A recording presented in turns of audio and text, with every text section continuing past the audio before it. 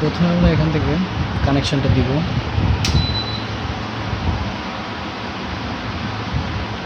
এবার এখান থেকে আমরা অন করব।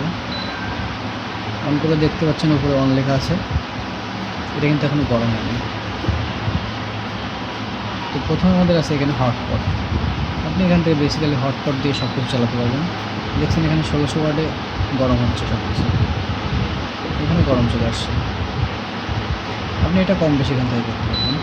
রেগুলেটরে আপনি সর্বনিম্ন 200 করতে পারবেন, আর সর্বোচ্চ আপনি 2200 পর্যন্ত আনতে পারবেন।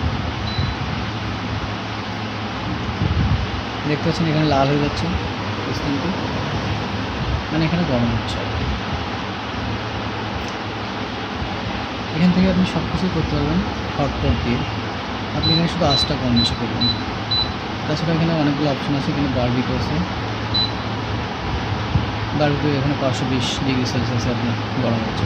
সোপ আছে, সোপের অপশন আছে, স্টে ফ্রাই আছে, এটি সবগুলো আপনি করতে পারবেন। এখানে কোনো নিয়ে নেবে। আপনি হটপট দিয়ে সব কিছু চালাতে পারবেন। বেসিক্যালি আপনি হটপট দিয়ে সব কিছু করবেন। এটা আপনি 1600 ওয়াট হচ্ছে। এখানে একটা মজার জিনিস আছে, এখানে যে কয়েলটা আছে এটা বড় আকারে গরম হচ্ছে। আপনি এখানে এই অপশনটা দিয়ে কয়েলটা আমি সেট আপ করতে পারবেন।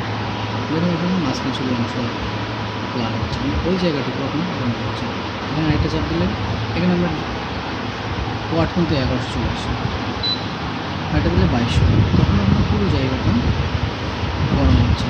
দেখুন আস্তে আস্তে সম্পূর্ণটাই লাল হয়ে যাচ্ছে। এখানে আরেকটা অপশন আছে টাইমার। আপনি এখানে একটা চাপ দিয়ে ইচ্ছা মতন আপনার টাইম সেট করে দিতে পারবেন। 5 মিনিট পরে আপনার এইটা অটোমেটিক্যালি বন্ধ হয়ে যাবে। আগে যে টেম্পারেচার ছিল এই 2200 ওয়াটে 5 মিনিট করে বন্ধ হয়ে যাবে। আবার এখানে একটা অপশন আছে টাইমার অথবা লক। আপনি এটা 3 সেকেন্ড এটা ধরলে এটা লক হয়ে যাবে।